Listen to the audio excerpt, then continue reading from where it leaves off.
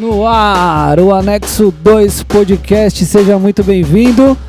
Você que nos acompanha aí pelo YouTube, quem está também nos ouvindo também aí através do Spotify e as outras plataformas aí que subiu também esse conteúdo aqui. Seja muito bem-vindo, viu? Obrigado pela tua audiência aí, pela tua visualização. Já aperta aquele like lá, não esquece, não deixa isso para depois não. Vai, se você já está aqui porque você gosta desse canal, então você aperta lá o botão. Se você vê pela TV, vai lá no celular, abre o YouTube lá e dá aquele like para ajudar a gente a entregar essa mensagem para mais pessoas. Não se esqueça de inscrever no canal Márcio Ávila, lá no Instagram também, @Anexo2Podcast. Beleza? Hoje nós estamos aqui na mesa de novo com o nosso Pastor Marcião.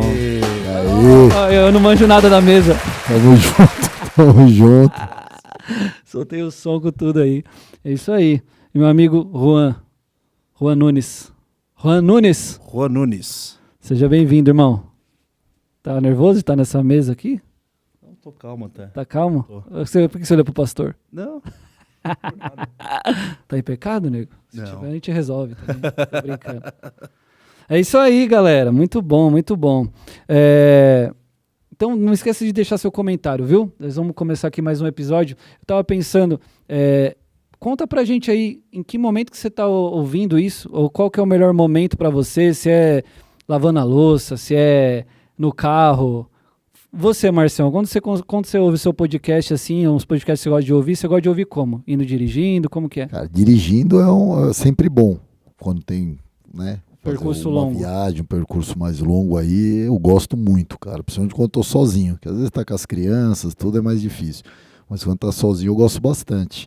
E às vezes também no trabalho eu consigo ali, eu tenho essa facilidade em momentos ali, depois do almoço ali, que como na empresa tem refeitório, então a gente almoça por lá mesmo, então você acaba conseguindo ter um bom tempo ali sobrando e aí dá para pôr o fonezinho no ouvido também, ouvir ali. Top. Esses momentos. Em casa, geralmente é mais corrido quando chega, aí a galera, a família quer atenção, aí, né? Não dá pra você se isolar ali, você tem que estar junto, mas nesses momentos. É isso aí. Você? Isso aí, lá no escritório também, é a grande parte onde eu consigo ficar sentado no computador. Então lá no escritório também é o momento que eu consigo escutar bem. Fonezinho e vai embora. Fonezinho, vai embora, desligo a luz, fico na frente de um sócio meu, pago todas as luzes, falo, fala com o meu dedo, não fala comigo agora. Eu gosto de ouvir em todo lugar, mano. Aí às vezes eu vou fazer uma coisa lá em casa, às vezes dá briga, que o Marcelo falou. A Aline fica brava, mano. Tudo que você faz no celular, fala, tô otimizando meu tempo, mano. Se eu vou lavar a louça, eu não consigo mais lavar a louça, fazer qualquer coisa. Eu gosto de cozinhar às vezes também, aí eu ponho lá no móvelzinho aqui, põe o celular e fico lá ouvindo. Aí a Aline fala, pô, você não faz nada sem celular. Eu falo, não, tô aproveitando aqui, vou me edificando, vou ouvindo. E eu gosto de ouvir podcast de tudo quanto é coisa também. Então é isso aí. Conta pra gente aqui nos comentários aqui, qual que é o melhor momento aí, que eu quero saber. Você é indo pro trabalho, você é lavando a louça também, como que você ouve esse podcast aí. Tá bom? Vamos com tudo então, episódio 49. Tivemos hoje, nós estamos vindo direto do culto, né? Tivemos um culto muito especial, muito top. A presença de Deus veio ali no final, ali, né, Marcião? Foi um negócio Amém. top, cara. Compartilha com a gente aí um pouquinho do que foi a palavra, aquele resumão pra gente. Hoje foi sequência, né, como a gente vem aí na sequência em todos os cultos, falando desse tema aí de Elias, agora posteriormente de Eliseu e consequentemente os reis, né, de Israel que você acaba abordando ali. E foi mais um episódio envolvendo aí praticamente os mesmos personagens do anterior, né? Você tem Eliseu, você tem a figura ali dos arameus, né? Do exército inimigo, você tem Jorão, né? O rei de Israel ali, o povo, e mais uma vez um cenário de guerra, de batalha, de luta, só que um pouco diferente daquele cenário anterior. Porque no cenário anterior a gente viu ali que o exército arameu ele tentava montar as emboscadas, né, contra os israelitas, só que essas emboscadas eram denunciadas por Eliseu, e aí os israelitas não caíam nessas emboscadas, e aí a história acabou tendo um desfecho diferente, porque ao invés de vir uma batalha franca entre os sírios e os samaritanos ali, né, o povo de Israel, acabou que vindo ali uma tropa para prender Eliseu, e aí aconteceu tudo aquilo que a gente falou, né, né, mas são aqueles que estão conosco, o servo de Eliseu tem ali a visão aberta para ver o exército inimigo, e com isso, daí depois no desfecho da história, nós vemos ali um cenário se fechando, onde Eliseu, junto ao rei de Israel, né, meio que assim, a gente pode dizer, perdoa, né, essa ação do exército inimigo, perdoa os seus inimigos, serve alimento para eles e os liberta em paz. E isso fez com que os sírios tivessem agora paz com Israel durante um tempo. Só que o verso seguinte que a gente entrou hoje, ele já entra assim, depois de um tempo, que a gente não sabe exatamente quanto tempo foi, já entra um novo ataque, já vem uma nova batalha. Você fala, pô, mas por quê? Esses caras queriam sempre, né, ficar batalhando contra o outro. Cara, que graça que isso tem, né, cara? Não cansa nunca, vai, toma pau, daqui a pouco vem de novo, aí tem algum êxito, mas mesmo assim não está satisfeito, vem de novo. E aí, quando a gente vai ver a razão disso, você volta atrás e você vai ver que lá atrás, nos dias de Acabe, pai de Jorão, por um erro dele em desobediência a Deus, quando Deus deu a vitória para Acabe e para o povo de Israel, ele não matou Ben-Hadad. Ele poupou a vida de Ben-Hadad e agora Ben-Hadad estava atacando o reinado do seu filho, exatamente como Deus havia falado. Primeiro, que você vai pagar pela vida dele e Acabe morre realmente, e aí depois agora o teu povo vai pagar pelo povo dele. Agora está o povo sofrendo a opressão desse exército inimigo. E dessa vez de uma maneira diferente. Eles mudam a estratégia, né? Ao invés de criar essas emboscadas, agora eles fazem um cerco na cidade, e esse cerco acaba trazendo grande fome ali para os samaritanos, para o povo de Israel, que essa condição que eles estavam vivendo é demonstrada através ali do quanto que estava valendo uma cabeça de jumento ali e um pouquinho de esterco, né, de galinha, que coisas que, sei lá, talvez numa economia normal aquilo lá não valesse nada, e agora aquilo estava valendo um absurdo, e a fome era tanta que a gente querer, né, aquele episódio terrível daquelas duas mulheres, onde uma sugere para outra matar o próprio filho e elas comerem, né, e a Bíblia narra isso, que até assusta, né, quando você lê, que ela mata o próprio filho e fazem um ensopado para elas comerem. No dia seguinte a outra esconde o filho e não quer, e aí ela vai reclamar isso pro rei, né, cara? Tipo, matamos meu filho comer, mas agora não quer comer o dela. Loucura, né? Você pensa um negócio desse e fala, cara, não consigo nem imaginar um negócio desse.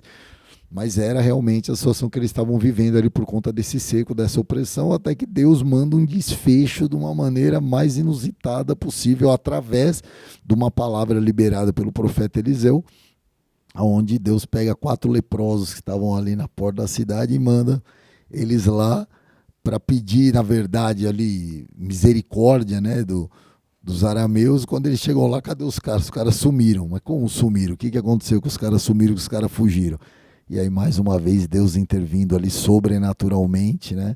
Assustando o povo. E aí a gente vê, finalzinho da história, aí, mais um desfecho favorável com a intervenção de Deus, com o liberar da palavra profética e mostrando que eu acho que isso acabou fazendo todo sentido exatamente para a direção que Deus nos trouxe, de trazer essa sequência de ministrações, de palavras proféticas, né?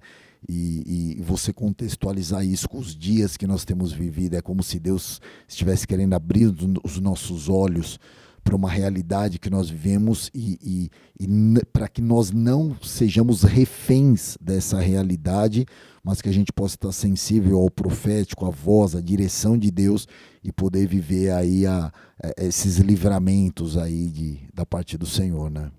Top, tem coisa pra caramba pra gente falar. Muita coisa. Até comentei com eu falei, cara, hoje esse era um culto que puxa, acho que se você quiser, você podia trazer essa palavra em 4 ou 5 cultos. É muito conteúdo, né? Mas como a gente vem nessa sequência avançando, e hoje eu queria fechar esse contexto para que o pastor Marcinho, provavelmente que vai ministrar no outro domingo, ele já entre numa história, porque aí é um contexto diferente, né? É ruim quando você pega um contexto e aí você vai e não finaliza ele, né? Então, é legal pelo menos você tentar fechar o contexto, Sim. né? Para aquela história ter um início, meio e fim, para não ficar aquela coisa vagando aberta. E aí depois... Mas conhecendo um pouquinho ele, é capaz dele voltar lá no Machado ainda. Não tenho muita dúvida dele. Nem que ele não volte numa pregação inteira, mas que ele vai dar uma passeada nas histórias, eu creio também. Se você tá assistindo aí, fica tranquilo, viu? O pastor Marcinho tá bem, ele só tá numa... Né, se você perdeu alguma coisa, pode ter certeza que você vai ter chance de recapitular aí. Tá nessa mesa aqui com a gente aí, semana que vem ele tá aí com a gente aí. Glória a Deus. Puxa, a gente vacilamos, né? Que eu não sei como é que ele tá lá em Floripa também. A gente podia ver se dava pra ligar pra ele, mas depois a gente vê isso aí. Porque ele gosta de participar, né? Se tiver oportunidade, ele tá aí. Cara, mas tem muita coisa, Marcião. Mas eu achei louco porque você mesmo falou. No episódio anterior, eles tiveram a visão aberta, cara. Viram os anjos, viram milícia de anjos e tipo assim, pra Deus mostrando, tô com vocês e tal. Aí agora, porque sitiou, porque veio uma palavra contrária e tal, eles já se afugentaram de novo e tal. E é muito louco, né? Porque você fica pensando. E tem a palavra profética que veio nesse texto também e falou, não, ó, é o seguinte, tá valendo tanto, a prata tá valendo tanto, mas pela palavra do Senhor vai voltar, e aí, né, a gente vai falar ainda disso, mas eles não creem nisso muito, será? É tipo assim, nós estávamos até falando em off aqui, economia do Brasil, parece que tá tudo indo ali, mas se vem uma palavra de Deus, fala, meu, vai prosperar, vai acontecer, você tem fé para crer nisso? Agora, por que eu tô falando isso? Porque às vezes você fala assim, é que nem quando alguém fala assim, alguém fez um trabalho para você. Que de pronto a pessoa, não é natural nosso já, a pessoa já, não, porque fizeram um trabalho assim, você já vai procurar intercessor, você já vai, você acredita naquilo na hora, você não duvida nenhum instante. Agora se alguém vem, um homem de Deus e fala, você vai prosperar, você vai comprar uma casa, sei lá, vem liberar uma palavra, você fica assim, não sei. Será? Ele tá profetizando isso aí pra mim, mas não sabe. É de Deus mesmo? Ele não sabe os boletos que eu tenho pra pagar. Ih, como que eu vou comprar? Você tá querendo dizer é que muitas vezes a gente dá mais crédito para aquilo que vem das trevas do que aquilo que vem da parte de Deus. Por causa de crença. Porque se alguém falar assim, não, lançou uma maldição na tua vida, que eu vi que fizeram o trabalho e revelou, a pessoa, ela crê naquilo na hora, mas na hora, assim, ela não duvida nem por um instante. Será, mano? Meu Deus é comigo, cara. Tá? Não, a pessoa já fica, então é por isso, sabia, é por isso que eu não tô dizendo que essas coisas não aconteçam, é lógico que acontece, mas eu digo assim, você já abraça no seu coração na hora, e quando é uma palavra de Deus, uma palavra profética, a tendência é você duvidar. É a questão de fé, né, cara? Porque, igual você falou, a gente não pode subestimar a ação do inimigo, né? Como se Deus está comigo e o inimigo não faz nada. Não. E o que a palavra deixa claro, e essa sequência de mensagens deixa claro, é que o inimigo está lá sempre agindo, sempre oprimindo, sempre atacando, sempre buscando uma estratégia, sempre tentando estabelecer uma forma de oprimir o povo. Então o inimigo é incansável, ele não para e ele vai estar sempre buscando uma forma de... Então a gente não pode negligenciar essa realidade. Agora, a questão é essa, quando a gente fala sobre fé, você fala, o que é a fé? É a certeza daquilo que eu espero, a convicção daquilo que eu não vejo. Então, se eu tenho fé naquilo que vai acontecer, no desdobramento da história, você entendeu? Significa que, a despeito do que eu estou passando, eu sei que o desfecho é esse. E por saber que o desfecho é esse, ele é favorável, porque assim Deus me promete, porque assim as promessas de Deus que eu carrego dizem isso, então eu não preciso temer ao ponto de me sentir subjugado pela ação do inimigo. Porque Jesus disse, nesse mundo vós tereis aflições, mas tem de bom ânimo. Eu venci o mundo. Então, o que Jesus está querendo dizer? As lutas vão vir, você vai passar. As dificuldades vão ter que ser enfrentadas. Só que você tem uma viva esperança. Isso. Você tem alguém que venceu e prevaleceu contra o inimigo. E que ele falou que ele te daria todo o suporte, que ele estaria com você, que ele não vai te deixar na mão. Então, essa que é a certeza de se apegar. E aquilo que você falou dentro do contexto da história. Você falou, cara, os caras acabaram de viver uma situação de livramento. Os caras acabaram de ver o agir sobrenatural de Deus. Cara, não foi só o exército inimigo que apareceu e cercou ali Eliseu, e daqui a pouco ele orou e os olhos do servo foram abertos e ele viu ali o exército do Senhor, de anjos que estavam ali com ele. Não foi só isso, Eliseu orou e os caras ficaram cegos. Ele guiou os caras até dentro de Samaria, colocou os caras cercados pelo exército e falou, agora abre os olhos dele para os caras verem onde eles estão. Você entendeu? Pô, cara, se com tudo isso os caras não conseguiram olhar e falar, cara, tem poder de Deus no negócio. Porque ao invés disso, quando o rei Jorão se depara com a situação, ele, né, tem uma hora que ele se dirige até Eliseu e ele fala assim, ó, isso vem de Deus, como que eu ainda vou ter esperança no Senhor? Tipo, sabe? Pô, mas o mesmo Deus que te livrou, na verdade, o que transparece ali é que, na verdade, ele tinha consciência, era do porquê que a bucha, o bicho estava pegando ali. Sim. Você entendeu? E aí ele tem toda aquela esquivada ali, sabe? Quando você não quer assumir, né, a responsa, e tem toda aquela esquivadinha ali. Por isso, né, sabe que... Porque, vou pegar um ganchinho aqui para falar. Você já viu uma pessoa, quando ela está em pecado, e ela tá passando um veneno, passando uma luta? Cara, você fala para a pessoa, fala, pô, você crê que Deus pode fazer crer, todo, mas se a pessoa sabe, ela tem consciência que ela tá em pecado e que ela tem coisa oculta ali e tal, cara, ela não consegue ter firmeza de fé naquilo. Sim. Porque é como se ficasse um peso de acusação. É como se você soubesse falar assim, eu creio que Deus pode fazer, mas eu sei que tem uma porta aberta ali para o inimigo entrar. Então a pessoa se sente acuada, ela fica acuada, né? E a pessoa, agora, cara, você pega, a mãe do cara era Jezabel.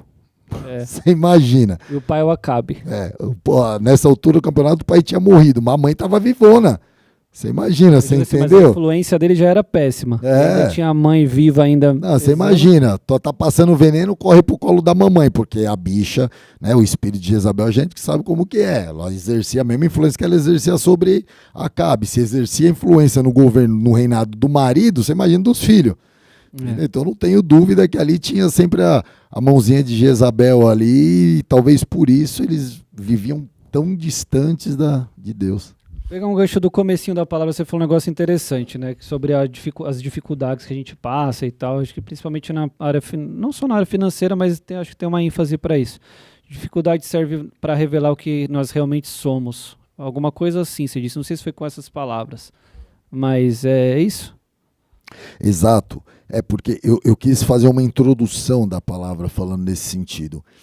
Porque você percebe, através de Jorão, o rei de Israel, como ele muda diante da situação. Momento antes, na palavra, quando o profeta traz o livramento para o povo, ele chama Eliseu de meu pai. Mano. Você entendeu? Ô, meu pai, o que nós vamos fazer tal? Agora que o bicho está pegando e eles estão no cerco, e a fome está pegando forte. E na verdade, ele fala duas vezes, né? E acho que até que tem uma ênfase disso na narrativa bíblica. Quando fala duas vezes, é tipo que nem quando fala em verdade, em verdade. Sim, tipo, sim, então, você está dando uma ênfase maior naquilo. Meu pai é tipo... você está dando uma ênfase mesmo naquilo. E agora, daqui a pouco, ele está agora se vendo nessa situação, opresso pelo inimigo, agora ele manda cortar a cabeça de Eliseu. Tipo, fala, cara, peraí, mas era teu pai agora, quando tava beleza, tava te dando livramento. Agora que o bicho pegou, que a situação apertou, ele é descartável, não serve mais. Então aí você vê como que as circunstâncias revelam o coração da pessoa. E isso daí a gente traz para a nossa vida mesmo, para os nossos dias. Quando tudo tá beleza, tudo tá bem, você entendeu? A gente é uma coisa. A hora que a situação aperta, que o bicho pega, as coisas começam a ficar ruim, você vê pessoas falando coisas e fazendo coisas que você fica impressionado. Você fala assim, pô, mas aquela pessoa, não acredito, cara. A pessoa fez isso. Fala, pois é, cara. Você vê como que, né, a boca fala do que o coração tá cheio. Eu fiquei uma época, acho que em 2018, e aí me fez lembrar essa história agora, que eu sempre tive muita fé, eu sempre fui um homem de fé, mesmo em toda a minha vida, assim, eu sempre tive muita fé. Mesmo ainda não entendendo e não sabendo a fundo o que era aquilo, mas eu sei que Deus me sondava o meu coração e aí Ele me serviu em algumas coisas e tem me suprido até hoje. Mas eu fiquei doente, eu tive um síndrome de Guillain-Barré em 2018. Depois eu vou contar um pouco mais sobre isso. E aí eu já tinha ido em 6 hospitais, só para vocês entenderem. Me paralisou as 2 pernas, os 2 braços, afetou a minha face, eu perdi 90% da visão esquerda e essa visão direita entortou. Então quando eu cheguei no hospital, já tinha ido em 6. Eu confesso para você que no último hospital que eu fui, eu já não estava mais acreditando. Eu já estava, então, numa situação de pressão, que foi o exemplo que foi dado de fato. Você sentiu sitiado, assim, tipo... Total, irmão. Você tava... Total. Cercado. Total, tava cercado.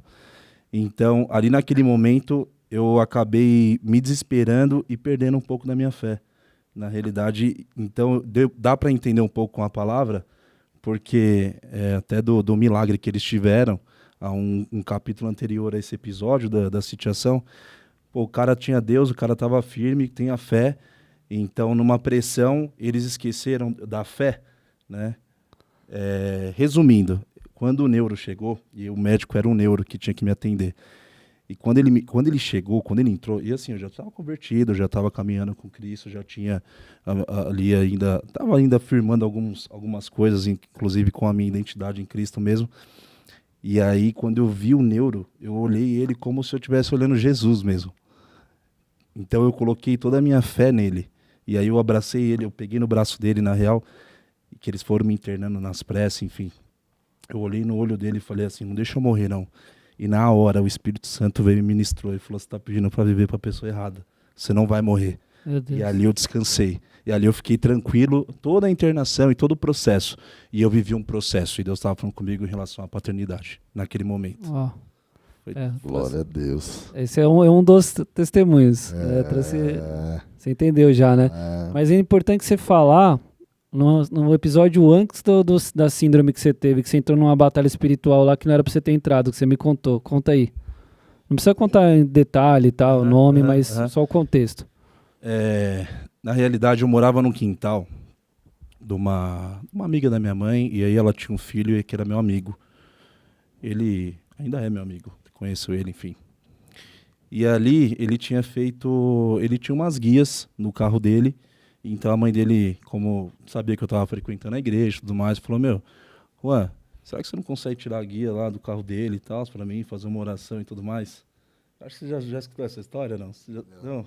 Não, ele já tá rindo que ele já sabe onde vai dar, ele conhece. E aí beleza, isso foi à noite. No outro dia, eu acordei, peguei um molinho que eu tinha em casa, e aí eu fiz uma oração, e sem entendimento, felizmente, quebrei a guia dele. E no outro dia, eu amanheci com as 2 pernas dormentes, os 2 braços, e isso foi, conforme foi passando os dias, foi agravando. Eles diagnosticaram com síndrome de Guillain-Barré, que é uma síndrome rara. E engraçado que no outro dia, esse mesmo carro que estava pendurado, no mesmo dia, perdão, foi preso, e no outro dia o pai dele faleceu também.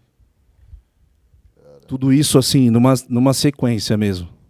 Foi louco isso. Esse episódio da minha vida foi louco. Eu achei que eu ia morrer. Não trave batalhas que Deus não pediu para você travar, né? Exatamente. Aquilo, né? Não entre em guerras que não são suas. Nós estamos falando, né, do contexto real, por isso que eu pedi para ele contar, porque eu até falei antes, né? Uma coisa é crendice, uma coisa é crença, outra coisa é a realidade do mundo espiritual. Você não estava 100% também, né? Você estava ainda no processo, né? Tava no processo, mas eu já tava firme e tudo, mas não era, assim, não era uma guerra para você ter entrado, né? O Senhor não pediu para você fazer isso. É interessante que você vê, tanto na história da semana passada quanto nessa, que você vê que Eliseu, ele não fala, ele não libera palavras por conta que ele faz uma avaliação da situação, ou que ele expressa um desejo do coração dele. Não, ele libera uma palavra que vem do Senhor.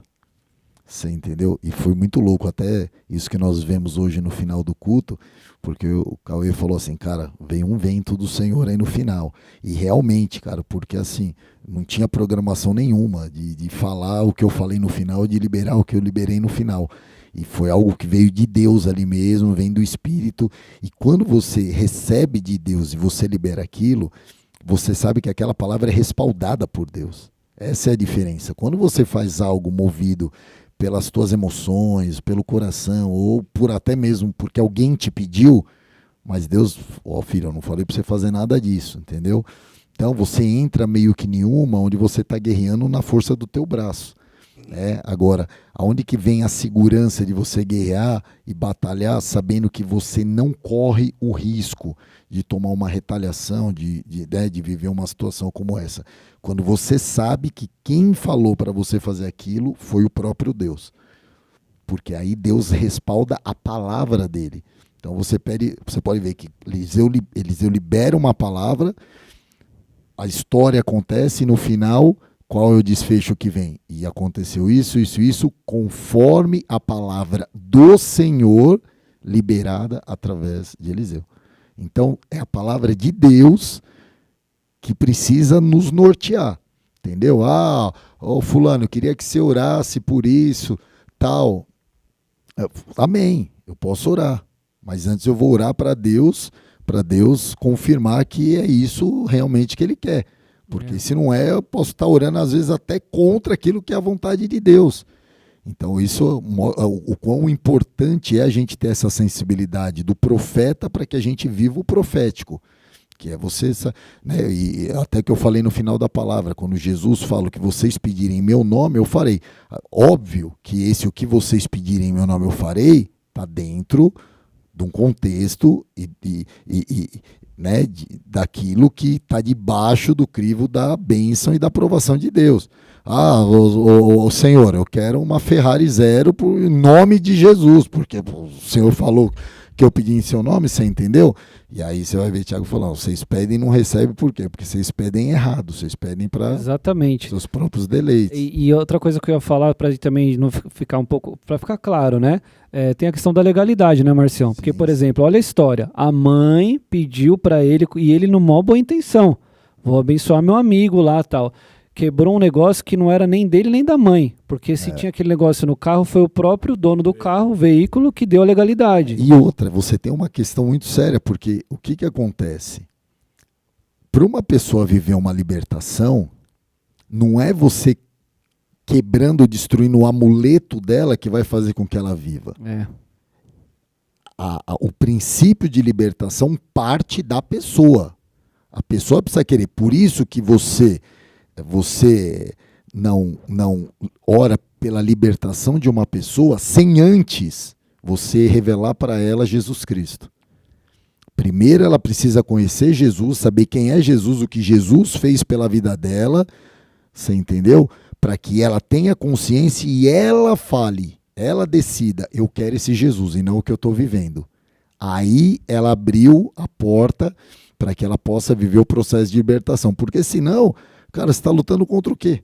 Eu me lembro, uma vez nós fomos orar, na porta da igreja parou um cara chapado, tipo, não sei se era um cara de rua, o cara estava bem louco assim, meio sujão, e ele parou na porta e ficou causando, e a gente foi lá e foi orar, e repreendeu, e o Espírito manifestou do Zé Pilintra lá. E manifestou, a gente falou, você vai sair dele aqui agora, em nome de Jesus. O demônio olhou para nossa cara, deu risada e falou assim, pode me expulsar que eu entro ali embaixo de novo, a hora que ele entrar no bar. Você entendeu? Por quê? Porque, cara, não adianta, você vai expulsar uma coisa que a pessoa não quer ser liberta. Exatamente. Então, às vezes, você vai lá, quebra a guia do cara, arruma uma baita encrenca espiritual, sendo que o cara mesmo não queria. Amanhã ele vai lá no centro e vai falar, pô, arruma outra guia para mim que quebraram a minha lá e o cara mesmo não quer. Então, você quer ver a libertação de uma pessoa? Primeiro, anuncia as boas novas para ela, anuncia Jesus, mostra que existe um caminho, uma verdade muito maior, melhor do que aquilo que ela tem vivido. E aí ela, conhecendo essa verdade, ministrada pelo Espírito Santo, que nos convence do pecado, da justiça e do juízo, ela sim, abrindo seu coração, ela pode ver o processo de libertação. Entendeu? É isso aí. Minha mãe orou pela minha vida 2 anos. Você entendeu? Sem ver absolutamente nada acontecer. Pelo contrário, parecia que ela orava e ela me contando, parece que eu ia mais pro fundo do poço. Até que um dia eu fiquei no desespero, num veneno, que eu falei, mãe, eu preciso de ajuda. Quando eu falei preciso de ajuda, eu abri uma porta. O que ela fez? Ela não sabia como me falar do evangelho, ela trouxe alguém da igreja, pediu para minha prima, que era da igreja, trazer alguém da igreja, um presbítero que veio e me anunciou o evangelho e me falou sobre Jesus. Eu aceitei Jesus, recebi Jesus e fui na igreja 2, 3 dias depois que tinha o culto, eu fui na igreja. Quando eu fui na igreja, aí eu fiz uma oração, levantei minhas mãos e falei, Senhor, se o Senhor existe, me salva, me liberta disso que eu estou vivendo e minha vida é do Senhor. E aí eu fui visitado sobrenaturalmente pelo Senhor, pelo Espírito Santo, e ali eu fui liberto, mas antes eu havia, primeiro, pedido ajuda, recebido Jesus, e aí eu vivi o processo de libertação. Você entendeu? Então não dá para inverter essa ordem, né? É ele que te convence do pecado, da justiça, do juízo e tudo mais. É que senão as pessoas começam a vir na igreja tomar passe, né? É, exatamente. Vou na igreja tomar um passe que eu estou muito carregado. Isso. E aí sai para viver a vida. Forte aí, pastor. Faz uma oração forte. E aí é só oração do pastor também, né? Quando a galera vem assim. Normalmente, quando a pessoa vem te procurar no final do culto e fala, você pode fazer uma oração por mim? E você fala assim, eu posso fazer, mas eu queria saber o que está acontecendo. No final você vai acabar mais ministrando a pessoa do que orando mesmo. Você até ora no final tudo, mas o que ela precisa é muito mais uma ministração, uma orientação, ser norteada a respeito do que está causando aquele problema que ela está vivendo, para que ela corrija aquela rota, do que propriamente a oração que ela acha que vai vir como um passe de mágica e mudar a situação dela, né? É isso aí. Então acho que ficou bem claro também, né? Só para a gente também entender, o Senhor é poderoso, claro, mas você não vai ficar arrumando briga com quem, né? Sim. Onde você não foi chamado, tá? Onde tem legalidade, enfim, mas eu acho louco, porque a gente vê a bondade e a graça de Deus também nisso. Porque olha a experiência que Deus te permitiu viver, né? Se revelou a você no momento de dificuldade, você pôde entender sobre o mundo espiritual, que talvez você não entendia tão bem, você pôde provar da graça maravilhosa dele, de uma cura e de um milagre, e hoje você está aqui testemunhando, e tantas coisas que Deus já fez e vai fazer ainda, né? Glória a Deus. Amém. E o que é mais louco, que os médicos, o neuro, ele falou que eu ia voltar a andar dentro de 6 meses a 1 ano, porque eu não andava. Eu fiquei de fato, assim, de cadeira de rodas.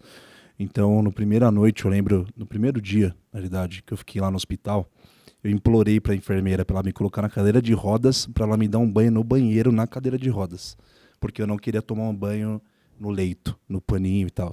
Chorei, enfim. E de uma forma milagrosa, depois de, acho que eu fiquei 7 dias lá, o neuro me olhou e eu estava um dia em pé. E aí ele falou, o que você tá fazendo em pé? Porque o medo deles era eu cair grandão, né? Como que eu vou levantar um jagunço desse tamanho? E aí ele falou, não, você não pode ficar em pé e tal. Não, eu falei, eu já tô bem. E aí saí andando do hospital. E a previsão do médico era para que a gente meus familiares já corressem atrás de uma cadeira de rodas para eu sair de cadeira de rodas do hospital. Fazer uma fisioterapia para voltar a andar em 1 ano. Eu saí andando do hospital. Glória a Deus, glória a Deus. Deus faz, né? Muito top. Mas aí, voltando para a palavra... Não, fugiu nada, pô. Tamo aí. Tá tudo sincronizado aí. No profético de Deus aí. Esses são os anexos aí, né, da palavra que só vem para testificar. Lá no versículo 28, então aí aquelas mulheres vão lá, né, falam para ele. Antes disso, que eu achei interessante também. Ali o rei ele fala que a falta de trigo e de vinho, eu achei isso muito incrível também. Interessante, né? Interessante ele fazer menção desses 2 elementos, né? Do trigo, porque ele podia falar, tá faltando carne, tá faltando qualquer coisa, mas porque o trigo e o vinho, né? Quando ela pede ajuda, ele acha que ela estava pedindo ajuda porque ela queria comida, né? E é interessante porque faz essa relação direta com o trigo pão, né? E o vinho, ali o sangue, então o corpo e o sangue de Cristo, que a gente inclusive na ceia faz essa memória, simboliza, né? De Jesus entregue, o que mostra, olha, nós não temos nem pão, nem trigo, né? E nem o vinho, como que dizendo, tipo, nós não temos a redenção que você precisa. Né? Nós não temos aquilo que você precisa para saciar, não talvez a tua fome só natural, mas principalmente a tua fome espiritual, porque aquilo que realmente pode mudar a tua condição, né? Então, quando o inimigo nos cerca, então, pastor, e nos pressiona, ele tem esse objetivo, talvez, de impedir que a gente receba pão e vinho, né? Sim. A estratégia, né? A Bíblia fala que o ladrão ele vem para roubar, matar e destruir. Então a estratégia dele, óbvio, que ele quer ceifar a tua vida. Ele quer que você tenha a falta daquilo que é natural também. Mas você percebe que ele ataca no teu físico, ele ataca no teu psicológico e ele ataca no espiritual. Então, as 3 frentes onde que o inimigo ataca. E quando ele consegue atingir as 3 frentes, a gente vê um contexto, um cenário como esse. Você vê pessoas que estavam espiritualmente debilitadas, espiritualmente mortas, por assim dizer, por conta do contexto que eles estavam vivendo. Isso trouxe também uma situação de morte física, porque agora eles não tinham o alimento, né? Então veio a fome, a necessidade natural, que também desencadeou um processo psicológico, ao ponto de uma mãe matar o próprio filho para comer, o que demonstra claramente um distúrbio mesmo, porque, cara, para uma pessoa chegar ao ponto de fazer uma coisa dessa, é porque já afetou inclusive o psicológico da pessoa. Então você percebe que existe esse contexto natural dentro que mostra a condição que o povo estava, mas profeticamente, se você fizer essa conexão espiritual, mostra que a fonte de todo esse problema é exatamente a ausência daquilo que eles precisavam que vem do Senhor, né? Top. Além da parte física, né, da natural, da provisão natural, você falou, é como se faltasse redenção para o povo, né? Faltasse a redenção, né? Que é exatamente aquilo que em Cristo a gente faz memória a respeito da ceia quando a gente fala do corpo e do sangue de Jesus, né? Então é aquilo que nos redime, a obra consumada na cruz, que é o que a gente faz menção. Então quando falta isso, falta tudo, né, cara? E você vê como uma pessoa, quando ela tá opressa, ela tá distante dos caminhos, todo mundo conhece alguém assim. Você vê que o inimigo vai pressionando, e a pessoa, é isso que, se você for reparar, não é porque ela não está vindo na igreja, mas não só isso, você vê que falta pão e falta vinho. Sim. Porque a pessoa já ela não tem mais acesso nenhum na palavra, que ela começa, aí ela fica, não, eu vou, tal, mas aí ela não tem coragem de abrir um YouTube às vezes para ouvir uma palavra. Ela foge disso, e aí por conta disso não vem o sangue ali, a redenção, e o vinho também, que simboliza a alegria, né? A pessoa perde a alegria da salvação, ela perde o contentamento. Por que uma pessoa que se afasta do Senhor, ela precisa buscar essa alegria de uma maneira artificial, através de bebida, de drogas, de múltiplos relacionamentos? Porque isso vai, de alguma maneira, trazer uma alegria momentânea e superficial, mas que é como se fosse uma dose que ela precisa para tentar suprir um oceano que está faltando nela, que nunca vai preencher, mas é onde ela tenta buscar aquilo. Quando, na verdade, o que ela precisa volta à prática das primeiras obras e volta a ter a alegria que você tinha na tua salvação, quando você recebeu exatamente essa redenção. Talvez a alegria que esse povo viria a desfrutar quando eles tomaram o despojo lá e conseguiram, né? Isso vai se tornando tão forte, como apertar mesmo a Piton, né? Como a Piton faz, né? Cobra o inimigo, vai apertando tanto, esmagando tanto, que chega nesse absurdo que a gente viu na história. Da sinistro. Fome tá tão sinistra que vem 2 mulheres e conta essa história, que uma deu a ideia para outra, vamos comer os nossos filhos. E aí primeiro a gente come o seu, depois a gente cozinha o meu e beleza. Aí a do segundo sumiu, né? E a gente viu esse cenário tenebroso. Canibal, assim, tenebroso, e eu comecei a refletir ali enquanto estava pregando, pensando exatamente sobre isso, trazendo para os nossos dias. Hoje o inimigo, então, ele aperta uma família e ele vai fazer uma escassez tão grande espiritual nessa família que os pais, eles sacrificam os próprios filhos. De que modo hoje? Que eu fiquei pensando. Hoje, claro que a gente não está falando do físico, mais uma vez, né, o Antigo Testamento revela muito ali no natural o que a gente vive no espiritual hoje.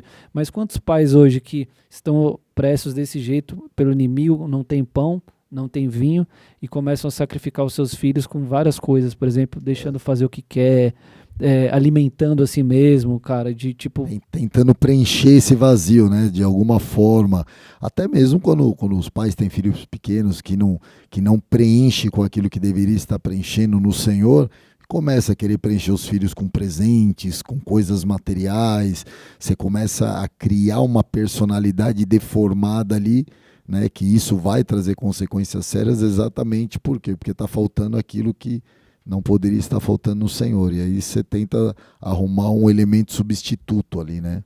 Porque é muito triste, assim, a gente, às vezes, como liderança, às vezes de acompanhar uma galera, ou os nossos próprios amigos que já andaram com a gente. O que me deixa triste, que eu fico em choque, assim, às vezes é quando eu olho pro filho, cara. Que às vezes eu vejo os pais tomando um caminho totalmente... Você fala, meu, até ontem tava aqui, cara, tava com pão, tava com vinho, tava tudo certo, e aí tomaram uma decisão, seja por qual motivo for, a gente infelizmente vê isso, e aí eu cheguei nessa reflexão ali e falei, cara, eles não estão vendo que eles estão sacrificando o filho quando ele tá tomando essa decisão isso, aí. por exemplo, você tem um exemplo disso quando acontece um divórcio. Você vê, o divórcio ele é uma decisão extremamente egoísta, onde o casal tá pensando em si. E quando tem filhos na jogada, os filhos que vão ser os mais prejudicados com tudo isso. Porque amanhã depois uma das partes sai, arruma um outro relacionamento, casa, o outro faz o mesmo, só que as sequelas de um divórcio na vida do filho, muitas vezes são coisas quase irreversíveis. São traumas que vai trazer e que isso vai moldar a vida dele adulta e trazer uma personalidade ali deturbada, sabe, uma pessoa muitas vezes fragilizada, uma pessoa insegura, uma pessoa que vai ter dificuldade em relacionamentos. Então, olha quantos traumas que acaba vindo. E querendo ou não, você está sacrificando o teu filho exatamente pela falta daquilo que você tem na tua vida e que deveria hoje estar suprindo ali o teu relacionamento para não ter chegado num ponto como esse, né? Cara, é tenebroso se for pensar por esse lado aí. Mas é exatamente o que o inimigo faz ali. O cerco ali de fazer ali o próprio sacrifício dos próprios filhos. Isso é pesado. E o dinheiro ali, naquele momento, perdeu o seu valor, não é? E aí se você trouxer exatamente, cara, para os tempos de hoje também, eu não sei se é real ou não, o vídeo eu vi na Argentina, dinheiro na rua, no lixo. Como se, não sei se é real aquele vídeo, mas eu vi um vídeo desse por causa jeito. da inflação é muito É mais papel. fácil você ter uma carne do que ter o dinheiro, por exemplo. É mais fácil você ter, se você tem, sei lá, um alimento, vale mais do que o dinheiro. Tipo, não, eu compro o seu dinheiro com esse alimento, né? E aí, que fala das 80 pratas, né? No final das contas, você vai ver, é o substituto, né? É quando você busca um substituto para aquilo que você deveria estar buscando em Deus. Na verdade, é o que acontece. Em vez das pessoas estarem buscando em arrependimento, em quebrantamento, em confissão, o conserto delas em Deus para que elas recebessem essa provisão da parte de Deus, elas vão buscar onde? Elas vão buscar de uma forma natural resolver um problema que não é natural. E aí você imagina, né, cara, se você tem uma história dessa relatada ali, dessas duas mulheres, mas você imagina o contexto que se vivia dentro daqueles muros, você entendeu? Para um episódio desse, porque veja bem, a mulher não estava reclamando que elas tinham matado e comido o filho dela. Ela estava reclamando porque a outra não queria dar o dela. Você entendeu? Olha o nível de degradação moral que as pessoas já estavam. Entendeu? Ela não estava tipo chorando, falando, cara, ela me enganou, ela me fez matar meu filho. Não. Ela tá falando, eu fiz minha parte no trato. Eu matei meu filho, a gente comeu um ensopado. Agora eu quero dela. Olha o nível de demência. Isso também eu ia falar, Marcelo, que eu achei interessantíssimo que você também falou aí na hora. O cerco também do inimigo, ele faz com que as pessoas também se voltem às práticas que elas não tinham. Então, por exemplo, esse negócio dos filhos, que você mesmo mencionou lá, é uma prática dos povos pagãos da época, que sacrificavam filhos. Então, quando você está nesse cerco, você está tão desesperado, com tanta escassez no teu espírito, que é onde as pessoas recorrem. Elas vão lá. Então, vamos lá no feiticeiro lá, ou não sei aonde. Cara, sua vida já está assim mesmo, Jesus não está fazendo nada aí mesmo, vamos lá. É onde as pessoas se dobram a essas práticas. Quando a pessoa se afasta de Deus e ela começa a viver as consequências desse afastamento, ela tem duas alternativas. Ou ela se arrepende e se volta a Deus, para que Deus faça um processo de restauração na vida dela, ou ela vai buscar essa solução em outro lugar, longe de Deus. E normalmente esse outro lugar longe de Deus, ela vai encontrar sugestões e possibilidades muito ruins. É o que a gente vê acontecendo e foi o que aconteceu com essa mulher, que foi a sugestão da outra mulher. Falou, olha, vamos fazer um trato, você entendeu? Então, quando não há esse quebrantamento e essa busca de restauração no Senhor, a pessoa começa a buscar em algum lugar. E a gente vê isso muito acontecendo às vezes com pessoas que a gente conhece e que por alguma razão se desviam, param de vir na igreja, se desviam do Senhor, e você começa a acompanhar de longe a vida dessa pessoa e você vai vendo ela indo cada vez mais profunda, como se fosse uma espiral negativa, ela vai se afundando, você fala, cara, isso, às vezes você até tenta, né, fala, volta, cara, né, Deus pode restaurar, só que a pessoa tá ali orgulhosa, às vezes, coração duro, não quero, não preciso, só que ela começa em paralelo buscar essas alternativas de outro lado para resolver esse problema, e aí, cara, a pessoa não percebe que isso vai empurrando ela cada vez mais para baixo, é bem difícil essa situação, e era aquilo que eles estavam vivendo ali, né, cara, sinistro. E aí, no meio desse cenário catastrófico aí, vem esses relatos, então o rei de Israel começa a enxergar o que o inimigo está promovendo ali no povo e tal, e aí o que acontece? Ele põe a culpa no profeta. Aí ele transfere a culpa, né? Aí ele fala, cara, ele vê aquela situação, em vez, né, igual o Éden, né, que eu falei, de quem que é a culpa? Pois é. Ô Adão, o que você fez? Não, fiz nada, foi a mulher que você me deu. Ô mulher, o que você fez? Não fiz nada, foi a serpente que me enganou. Você vai buscar o... Porque, peraí, vamos lá, esses caras, eles viram os céus abertos, eles viram tudo. O que num cenário daquele ali, que seria o mais óbvio? Era se arrepender, vamos falar com o profeta lá, vamos orar, sei lá, falar, o Eliseu, o que ele faz nesse cenário? É exatamente, a gente está contando essas histórias, assim, tipo, fazendo essa analogia, primeiro, né, porque a gente não está apontando para ninguém e sabendo também que nenhum de nós está livre disso. Sim. Essas coisas a gente tem que entender para você estar ligeiro, mano, que tipo, né, isso pode acontecer com qualquer um aquele que está de pé, cuide para que não caia. Exatamente, essa é a base.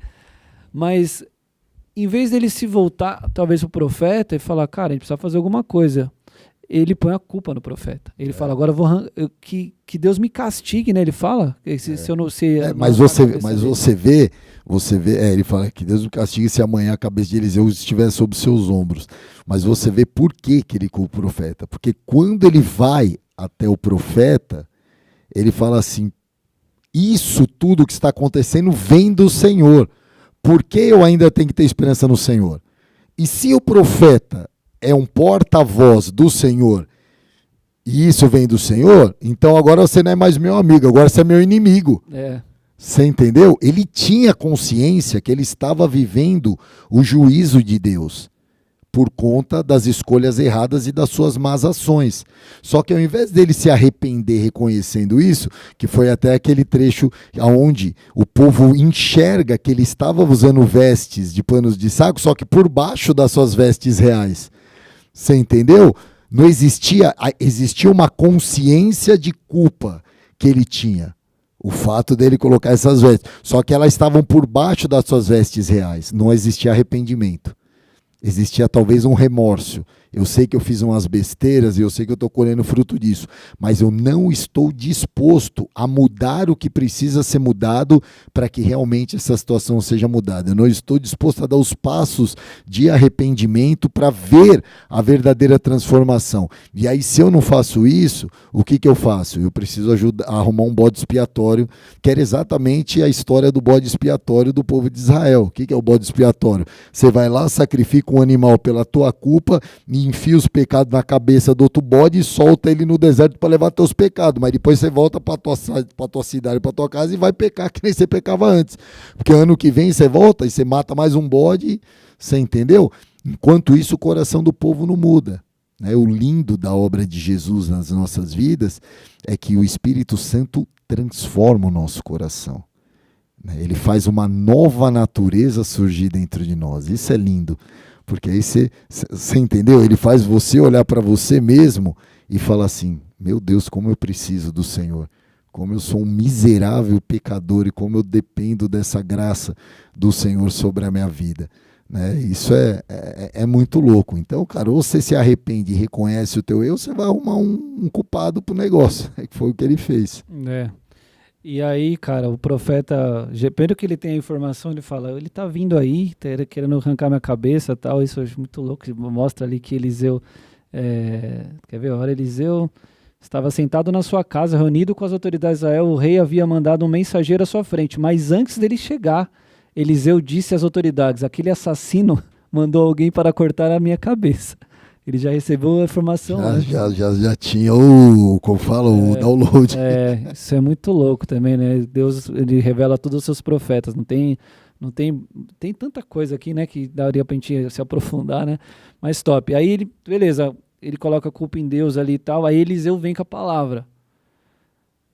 2 Reis 7:1. Eliseu respondeu, ouçam a palavra do Senhor, assim diz o Senhor, amanhã, por volta dessa hora, na porta de Samaria, tanto uma medida de farinha como 2 medidas de cevada serão vendidas por 1 peça de prata.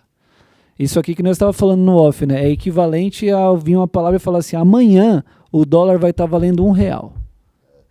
Amanhã a economia do país vai ser transformada. Nós estamos vendo isso acontecer ao contrário. Exatamente. Por isso que nós estamos num cenário profético aí para você ter fé e crer, aleluia. Se apegar. Essa palavra de bênção que veio num período de crise. E eu queria que você contasse também um pouquinho para nós, Juan, um pouco da tua história aí, rapidinho, da parte financeira. Porque eu sei um pouco da história, mas eu sei que tinha um cenário ali meio de crise, né, e tal, e como que Deus transformou isso. E se você creu numa palavra dessa, se você recebeu uma palavra dessa, ó, hoje tá assim, mas amanhã essa vai valer 1 prata, vai tá tudo certo. Você teve alguma palavra dessa? Conta pra gente aí. Pô, eu, antes de me converter, de conhecer Jesus, eu tenho um pouco do meu testemunho aí passado também, foram muito difíceis assim um pouco as coisas, foram mesmo. E eu lembro que no começo da minha caminhada, eu pegava carona para vir aqui para a igreja, eu e a Clarissa, a gente dependia de carona. E muitas vezes a gente voltava e, cara, tinha uma vendinha lá enfim, esqueci o nome dela. E ali a gente comprava uns pães, comprava uns que a gente sempre ainda gosta de fazer até hoje, né? Sai do culto, vai comer um negócio, aqui hoje, graças a Deus, vai num lugarzinho melhor, comer um negócio melhor. Mas eu lembro que a gente passou momentos muito difíceis. E o pai da Clarissa, na época, ajudava ela com dinheiro, enfim. E eu lembro que, por muito tempo, assim, ela me ajudou muito financeiramente. A ponto, numa época eu comprei um pinico. Porque eu morava num cômodo e não tinha banheiro. E nesse mesmo quintal, nessa mesma casa, na frente morava uma tia e na outra morava uma outra tia. Então eu fazia minhas necessidades, tomava banho nessa casa da minha tia, que era vizinha, no mesmo quintal. E eu morava nesse cômodo, que não tinha banheiro. Então o que eu tinha era uma cama de casal, uma cômoda e uma televisãozona de tubo. E aí a Clarice falou, eu vou pra lá, não gosto de ir pra lá, não gosto de ir lá banheiro dessa... Assim que você casou, você foi morar lá? Na realidade, eu pulei essa parte. Foi antes da gente casar. Tá, quando você estava no processo. Estava no processo.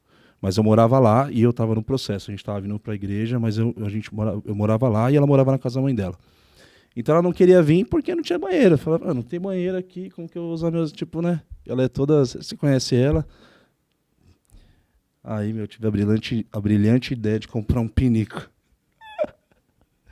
Você acredita, cara? Minha esposa usou por muito tempo o piniquinho lá em casa. Caramba, mano. Ela pagou esse preço, irmão. E não sei o que ela viu em mim. Na realidade, foi Deus, né? Que usou a vida dela pra estar do meu lado ali. E hoje a gente tá desfrutando tudo juntos, né? Deus é lindo. Então, nessa fase, nesse momento de seca, eu tive antes disso, eu estava assim, imerso no crime, estava envolvido com algumas coisas, a minha raiz vem disso. Então, eu tinha até alguns dinheiro para receber na rua. Então, quando começou a minha conversão de verdade, eu abri mão de tudo isso. E na real, assim, eu não vim para Cristo pelo dinheiro em si, não pelas coisas que de fato Ele poderia me dar. Porque eu não tinha ainda esse entendimento na realidade. Você passou esse veneno nesse período que você abriu mão de receber um dinheiro errado? Tudo eu passei muito veneno por conta disso. Inclusive, quando eu fui para... quando eu comecei a trabalhar no ramo, que hoje eu tenho uma empresa de móveis planejados, não sei se você sabe, mas eu tenho uma empresa hoje, você sabe. Mas o meu pai, ele tinha um contato, então me conectou com um rapaz, então eu comecei a trabalhar nesse lugar. E aí a Clarice falou, eu quero você trabalhando, quero você, né, vagabundando e tal. Eu falei, beleza, arrumei esse emprego lá. E aí, quando eu vim para Guarulhos, numa loja, trabalhei numa loja em Guarulhos em 2012, se eu não me engano, em 2013. Se eu não me engano, foi o terceiro culto. Eu cheguei até a pegar um pouco lá na Suplicy, fui algumas vezes lá, e até dei uma força na época, fiz aquele mutirão de limpeza aqui, você lembra? Eu vim para cá. Então eu me converti bem naquele momento, assim. Foi bem especial para mim. O Rina veio pregar, não entendi nada da palavra, mas ele veio pregar naquele momento e aí ele declarou o batismo no Espírito Santo. Então eu recebi o Espírito Santo antes mesmo de ser batizado nas águas. Então passou mais umas 2, 3 semanas e aí eu fui batizado nas águas. A Clarissa me acompanhou também. E eu caminhei um pouco e depois eu conversei com ela e falei, a gente precisa ficar em santidade, a gente precisa se alinhar, a gente não precisa mais, a gente não pode mais, enfim. Né? Se alinhou, passou pelo processo. E aí ela correu, entendeu? Nesse momento, ela, na realidade, assim, ela não entendia também, estava em outro momento e tal, e a gente acabou separando. Então eu caminhei ainda algum tempo aqui com os amigos, e aí teve um momento que eu não consegui mais sustentar. Então eu acabei saindo da igreja, e aí nesse momento que eu saí é onde aconteceu toda essa turbulência de novo. Foi sitiado pelo inimigo de novo. Sitiado pelo inimigo de novo, onde eu fui...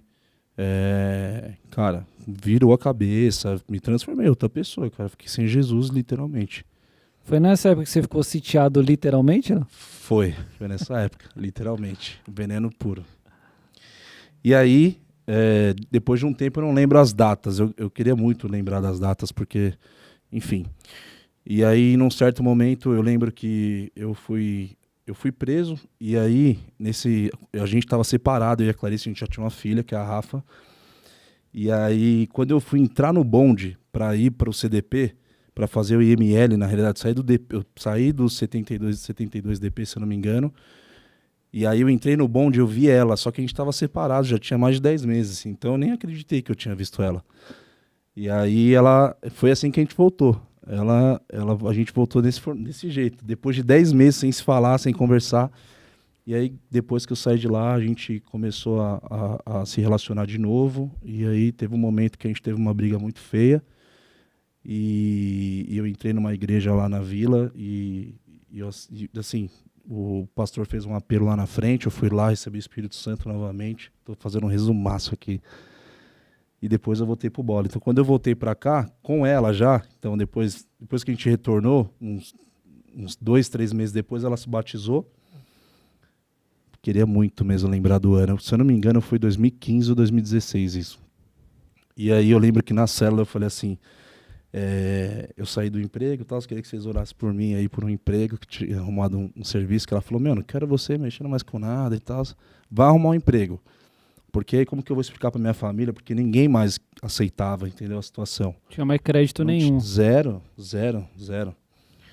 E aí, onde eu entrei na Demarco e fiquei um tempo lá, vivi assim, experiências e nesse formato assim, de Deus mesmo, assim, de falar, tinha um mês lá que eu entrei, no primeiro mês, tinha um cara lá que vendia uns negócios fiados, vendia o Isaías. E eu ficava, nossa, aquilo pra mim era um sonho, pegar um misto quente de manhã, tomar um cafezão, e só pegando. Os caras não me conheciam, ninguém me conhecia na loja, falou, mas esse cara vai dar bom de no Isaías, velho. E, Deus me prosperou no primeiro mês, assim, tipo, do zero. Eu lembro que eu tinha vendido 113 mil, isso equivale, assim, uns 7 mil reais de comissão, mais ou menos. Do zero. Eu entrei duro, irmão, mais duro que saiu acelerando. Ninguém entendeu nada. E aí no segundo, no terceiro, Deus foi fazendo. Foi lindo, velho. E aí mudou a vida financeira? Mudou total, mudou minha vida financeira. Na realidade, tive que ajustar algumas coisas. Por que você dá dinheiro? Você dá 1 milhão para uma pessoa hoje porque não entende nada de financeiro, o cara vai quebrar em 6 meses, velho. Se depende se ele não tiver uma orientação, né? Então passamos por esse processo de ajustes, enfim. Então depois a gente A gente já tinha casado aqui, a gente ficou um tempo ainda, 10 meses ainda em santidade, eu e ela ela batizou, e, foi lindo, assim, a gente seguiu todo o processo e Deus foi fazendo de uma forma sobrenatural. Glória a Hoje, Deus, mano. eu tenho uma loja, 4 lojas, uma rede de 4 lojas, tenho sócios lá também, e Deus tem abençoado muito a gente, e a gente tem abençoado muitas pessoas também. 36 funcionários tem. Glória a Deus. Resumindo, porque em determinado momento você ouviu a palavra do Senhor e obedeceu. E aí tua vida... E é louco, ouvindo aqui, teve um momento que que o esterco valeu mais que prata. Que tipo, que era o dinheiro errado, entendeu? E Deus transformou tudo. E aí no final ele falou assim, mas a prata vai voltar a ter valor para você, mas no momento certo. Sim. Né? E aí essa... Louco. Cara, demais, cara. Demais. Você deu pra...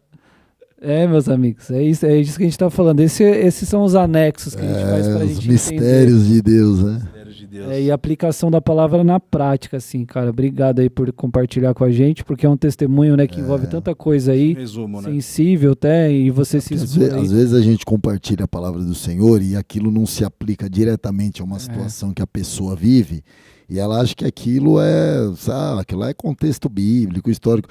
Mas, cara, a Bíblia ela é muito mais atual do que a gente imagina. Ela é muito mais real do que a gente imagina, cara. Então, quando você ouve uma história como a tua, como a minha também que eu tenho, não preciso contar aqui agora, já contei em outras ocasiões, mas como Deus opera e muda a nossa sorte, quando a gente ouve o profético, ouve a palavra do Senhor e se sujeita a obedecer, a fazer aquilo, cara, você tem noção que Deus escreveu um capítulo inteiro, Deuteronômio 28, falando, olha, se vocês ouvirem a minha palavra e me obedecerem, essas bênçãos virão. Mas se vocês não derem ouvido, se vocês desobedecerem, essas maldições virão. Então, cara, Deus sempre deixou claro, falou, eu tenho uma palavra, eu tenho um caminho, eu tenho um norte para a tua vida. Cara, para vocês só cabe uma coisa, obedece. E para obedecer você precisa crer, né? Você precisa acreditar.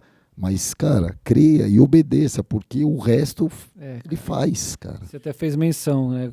Fechando o testemunho do Juan, e você fez menção disso, lá de Efésios 3:20, é mais do que pedimos, pensamos, imaginamos. Infinitamente além. Que é a palavra que o pastor pregou algumas semanas atrás, e ela se conecta de novo aqui, né? Sim. Demais, cara. E top.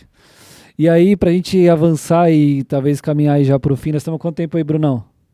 1 hora? Cara, e aí, beleza, acontece tudo isso, aí, 2 Reis 7:2, o oficial em cujo braço o rei estava se apoiando disse ao homem de Deus, ainda que o Senhor abrisse as comportas do céu, será que isso poderia acontecer? Aí vem a incredulidade, porque a gente está contando a história agora, pronto, mas será que tipo, se alguém falasse ali na época ali, né, que você tava lá no piniquinho, ó, vai vir 4 lojas aí, você vai prosperar e tal, não sei o quê. Vem sempre alguém que você for, sempre tem alguém incrédulo, falar, mano, mas também não é assim, né? Você largou tudo lá, largou o crime, largou tudo, agora você vai ver. Você acha que trabalhar aí no CLT aí é fácil? E tá, esse dinheiro aí que você ganhou lá, você nunca mais vai ganhar. Alguma coisa assim que, né, tô conjecturando aqui, trazendo a história do Juan. Mas é o que acontece nas nossas vidas, né? Eu acho que a consequência do que acontece na vida desse oficial do rei, que na verdade ele não prova daquilo, mas ele não só não prova, como ele morre, né, pisoteado pelo povo ali, quando eles saem exatamente para buscar o despojo. Eu acho que isso nos mostra algo muito, muito real nesse sentido, porque assim como você precisa da fé, você precisa crer na palavra para você obedecer, certo? Por que eu obedeço? Se eu falar para você assim, Juan, é o seguinte, a partir de hoje você vai andar só de bermuda. Você vai falar, mas por que eu vou andar só de bermuda? Não, você vai andar só de bermuda porque, cara, eu estou te trazendo uma palavra que Deus me deu. Se andar só de bermuda, Deus vai fazer com que, sei lá, a tua vida aconteça isso. Aí você fala assim, pô, cara, eu acho que essa palavra é de Deus mesmo, faz sentido, é meio louco, mas eu acho que é de Deus, eu creio nisso, então eu vou obedecer. Agora, o que a incredulidade faz? Ela faz exatamente o oposto. Porque se eu falo isso para você, você fala, cara, tá viajando, nada a ver. Vou usar isso daqui que você vai fazer. Você vai desobedecer. Então, trazendo isso para a prática do que a gente vive, por que a incredulidade ela é tão criticada por Deus e tão condenada por Deus? Por que Jesus demonstrou que quando ele se deparou com incredulidade, o poder dele ficou limitado? Não que Jesus não tivesse o poder, mas é como se aquilo travasse a ação do poder de Deus. Das próprias pessoas receberem. Das próprias pessoas receberem. Por quê, cara? Porque a incredulidade gera desobediência. Você entendeu? Quando eu não creio naquilo, eu não tenho por que me sujeitar e obedecer aquilo.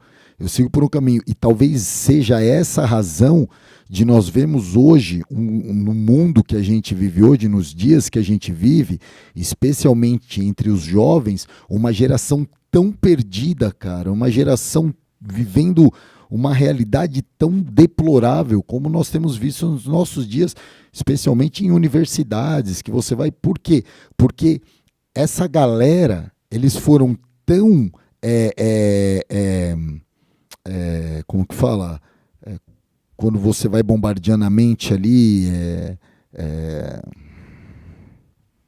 oh meu Deus, quando você tem uma doutrinação, eles foram tão doutrinados a respeito de uma ideologia, cara, que isso fez com que eles se tornassem incrédulos a Deus. Não é que eles discordam de uma postura cristã ou de uma postura conservadora simplesmente porque eles discordam das ações da postura em si. A raiz da questão é que a doutrinação ideológica que eles receberam tornou eles incrédulos em Deus. E isso acaba gerando a desobediência e a rebeldia no coração deles contra tudo aquilo que é defendido pela questão de conservadorismo ou de uma cultura judaico-cristã. Isso é tão real que eu vi ilustrado hoje. Essa semana eu vi um corte da Sonza lá, aquela artista pop lá. Alguém perguntava para ela, você viu isso aí? Sobre alguma coisa de demônio, você viu? Não, eu vi ela falando alguma coisa contra Deus. Alguma coisa aí ela assim. falou assim, se ela tinha medo de espírito. E ela falou assim, não, agora eu não tenho mais, porque como eu não acredito mais em Deus, então se eu não acredito em Deus, eu não preciso acreditar no demônio. Pois é. Cara, essa frase resume uma geração. Não, mas você olha o poder que a doutrinação ideológica ela tem. Porque você vê hoje, cara, a gente acho que até fez menção disso, as pessoas que passaram por esse processo de doutrinação dentro desse contexto de guerra hoje, eles estão declaradamente prestando apoio ao Hamas. Não ao povo palestino, mas ao Hamas, porque quem fez as atrocidades foi o Hamas, colocando que eles tinham direito de defesa, que eles tinham direito de reivindicar tudo, quando na verdade o que eles exerceram... padre, né, veio falar, né? O que eles exerceram foi um ato terrorista. Total. Né? Mas eles estão sendo defendidos. E por quê? Na verdade, não é porque eles apoiam. Pergunta para essas pessoas quantas vezes eles fizeram uma doação para o povo palestino. Pergunta para eles quantas vezes eles fizeram algo em pró desse povo. Nunca fizeram porcaria nenhuma. Agora vem pagar de defensor. Na verdade, eles são contra a cultura judaico-cristã. Você entendeu? Então, apoiando o inimigo... Você entendeu? Sim. Eu estou alimentando aquilo no meu coração. Então você percebe como que a incredulidade gera uma rebeldia e uma desobediência. Você entendeu? Ao ponto de levar a pessoa a fazer coisas extremas. E como isso, no final das contas, acaba gerando morte. Porque se ninguém tem a vida eterna no Senhor, se ninguém recebe a vida, a não ser através de Jesus Cristo, e se eu me rebelo, se eu me torno incrédulo contra isso... O que sobra para mim é uma condição de morte, e que foi o que aconteceu com aquele oficial. Aí vem o ápice, o Marcião. Esse para mim foi o auge. Fecha.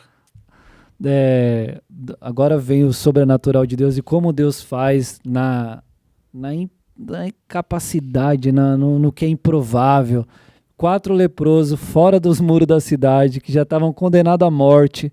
Esses caras não são nem de Gaza e nem de Israel. Então. Eles estão fora de tudo, já estão condenados por si só. E aí eles têm a brilhante ideia, né? Pô, Você quer falar dessa parte aí? Perdido por muito, perdido por pouco, né, meu? Mano, vamos Então, tentar pegar um pouco na de roça. manteiga, mano. Alguma Não, coisa. mas você percebe, cara, como que a ação deles é uma coisa muito louca, porque, cara, se você para analisar, você fala, cara, tem todo sentido.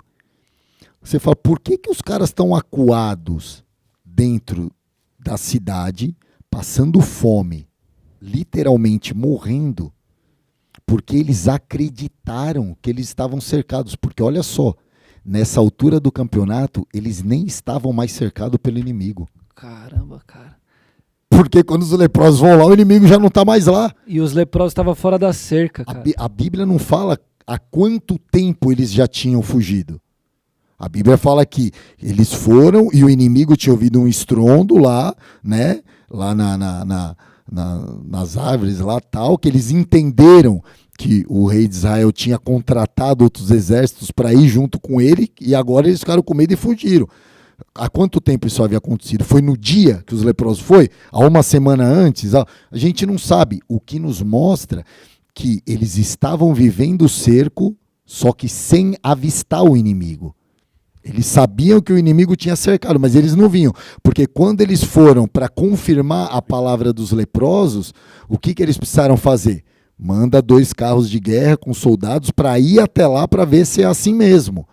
Então eles sabiam que tinha um cerco, mas eles já não estavam vendo. E aí eu te falo, cara, quantas pessoas hoje que devem estar sofrendo e morrendo porque acham que estão vivendo uma condição que na verdade nem estão vivendo mais, mas porque elas se fecharam dentro daquela condição que elas se viram, elas não conseguem sair daquilo. Você fala, quantas pessoas que escolhem o caminho do suicídio, por exemplo, e falam, eu vou tirar minha vida e vou acabar com essa tortura que eu estou vivendo, porque eu não vejo mais saída, quando na verdade a saída está na frente dela. E é ela que não consegue enxergar aquilo. É Jesus. Você entendeu? A pessoa que não consegue enxergar mais, mas a saída está ao alcance dela. E é lindo, cara, você ver o Senhor usando esses homens para cumprir a palavra profética, né? Porque a palavra foi liberada pelo profeta. Amanhã vai acontecer. Como vai acontecer? Não sei, Deus faz. E como que Deus faz? Deus usa aqueles que estão dispostos, aqueles que estão desprendidos, aqueles que entenderam que não tem nada a perder. Você entendeu? Porque foi o que eles olharam e falaram, cara, ficar aqui, você entrar na cidade, só tem uma alternativa. Vamos buscar, vamos fazer acontecer, vamos atrás, vamos ver o que vai ser. Você entendeu? Sair da inércia, sair da passividade, sair do comodismo, sair da reclamação, né? Porque os caras podiam ficar lá, olha essa condição aqui, estamos, né? Com o corpo todo detonado, passando fome, os caras não deixam nem a gente entrar nessa cidade, e não sei o que, e ficar murmurando e ficar reclamando. Os caras falaram, vamos buscar uma solução, cara, vamos buscar uma forma de resolver o problema. E eu fico imaginando, cara, se todo filho de Deus tivesse uma postura como essa, você entendeu? Cara, em vez de ficar reclamando, em vez de ficar arrumando culpado, em vez de ficar apontando, em vez, sabe, de ficar reclamando das mazelas, sabe, em vez de ficar de tititi, cara, vamos buscar acontecer. O que tá errado? O que tá precisando? Vamos atrás, onde a gente pode arrumar solução, onde a gente pode encontrar provisão para isso, vamos fazer acontecer? Pô, cara, o que a gente estaria vivendo hoje? Cara. O Felipe Nagem, que sempre assiste a gente aí, sempre ouve, deixou uma pergunta.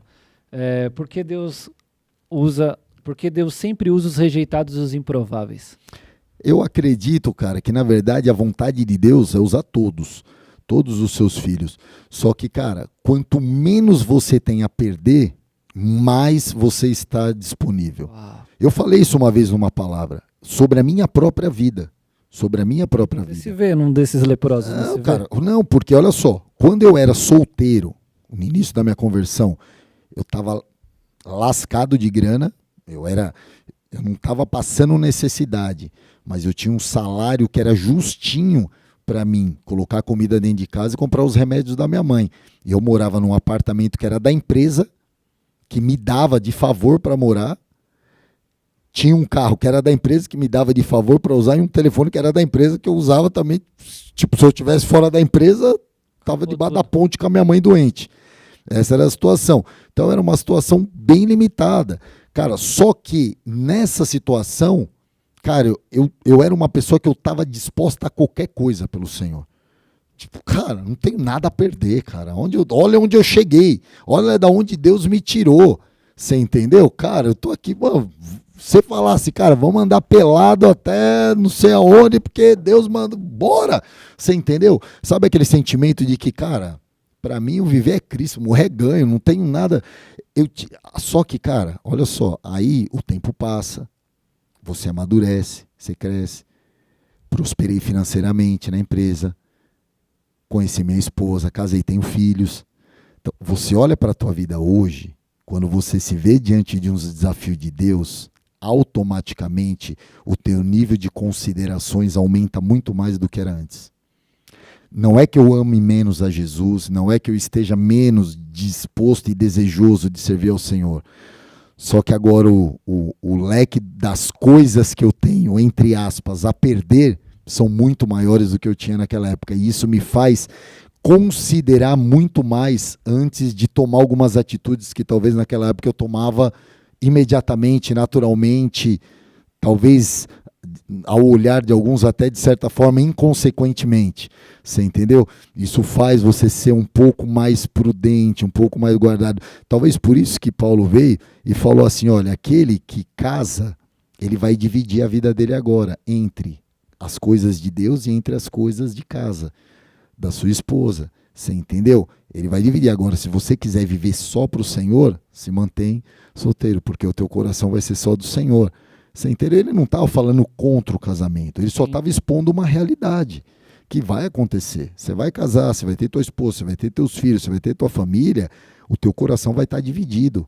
Enquanto, quando você não tem nada disso, o teu coração é inteiro ali do Senhor.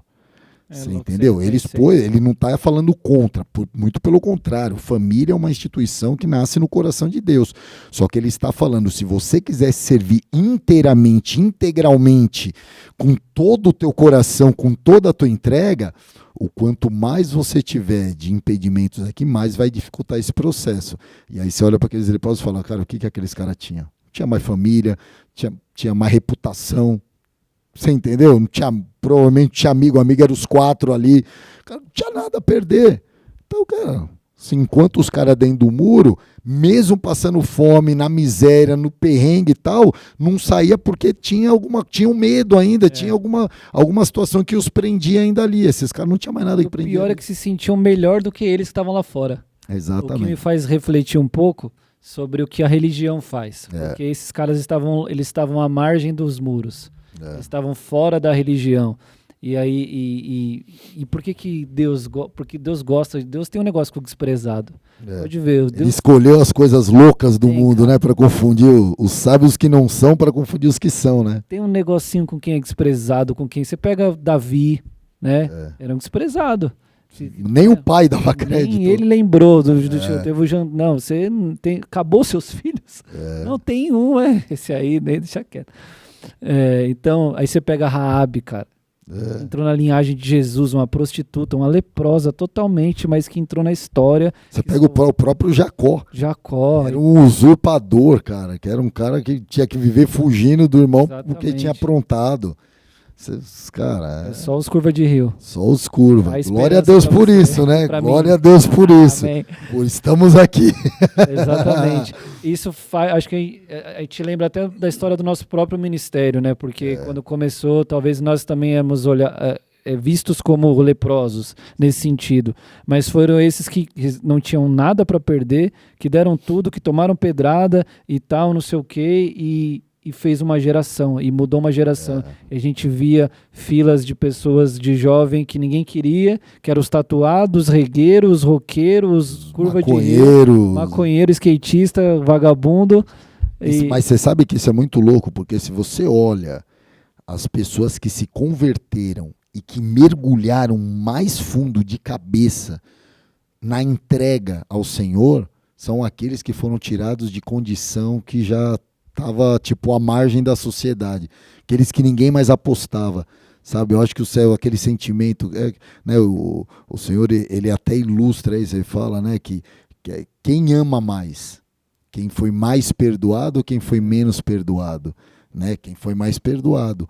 Por quê? Porque o teu senso de gratidão, de reconhecimento, falar, cara, quem eu era, o que eu estava vivendo, o que eu tinha, fazia cocô e xixi no pinico, estava lá passando um veneno, passando um sufoco, fazendo um monte de presepada, podia estar morto, condenado no inferno, mas o meu Deus teve misericórdia da minha vida, estendeu a minha mão, me resgatou, e não só me resgatou e me trouxe salvação, como ele mudou a minha sorte, você entendeu? E aí você olha para tudo isso e fala, cara, o que eu vou negar para esse meu Deus? Cara, sabe o que eu acho louco também? Porque aí beleza, aí eles vão lá, eles entram e eles comem, eles se alimentam e eles pegam os despojos e tal. Eles eram leprosos, eles não eram limpinhos, entendeu? Nós estamos falando de gente, trazendo para o contexto, que né, ainda tem umas questões, eles não estavam, eles né, tinham uma questão ali. Só que aí, sabe o que eu acho louco? Pureza de coração, que é isso que eu estava refletindo essa semana num devocional e pensando nisso, o que é ser puro de coração? Porque às vezes, cara, a gente fala tanto de santidade, e santidade não é só deixar de pecar. Santidade não é só a ausência de pecado. Esse é um processo. É muito mais do que deixar de pecar. Então esses caras, e quando eu vejo uma história, eu tô falando isso porque eu conheço o Juan, ele tá aqui, e ele contou a história dele, e eu trazendo esse contexto, a gente vê pureza de coração em pessoas que estão leprosas ainda. Porque mesmo eles nessa condição, eles não quiseram tirar vantagem disso, não, mas tá errado, vamos voltar lá, vamos falar o que está acontecendo, porque, enfim, você vê uma certa pureza de coração, que é de dentro para fora, não é um negócio, por exemplo, do rei, que estava com a veste por cima dos panos de saco, porque ele estava mais preocupado com a aparência, ele não quer mostrar que ele está com veste de lamento, né? Ninguém precisa ver. Esses caras não, como eles não tinham nada para perder, de certa forma eles têm uma pureza de coração, que é o que a religião não deixa a pessoa ter. A religião faz o inverso disso. Então, às vezes é aquele negócio, né? Pão, como é que é o ditado lá da Bela Viola, lá que o Marcinho vive contando aqui. Pão por dentro, não sei o que lá, bolorento e tal, do sepulcro caiado lá que Jesus fala, né? Que é exatamente o que os fariseus eram. Mas a chave para chegar no arrependimento, eu acho, e você viver uma vida de santidade real, é a pureza de coração, que a própria palavra diz, né? São os puros que verão o Senhor. E é interessante porque quando Jesus vem, né, com quem que ele vai se assentar? Com os publicanos, com os pecadores. E aí os religiosos olham e falam assim, olha lá com quem seu mestre está sentado. Ele fala, eu não vim para os sãos, eu vim para os doentes. Eu vim exatamente para esses que reconhecem a sua condição e sabem que precisa, não para esses que acham que estão bem na foto, que estão por cima da carne seca, eu vim exatamente para esses que têm consciência do quanto eles são dependentes e precisam de mim.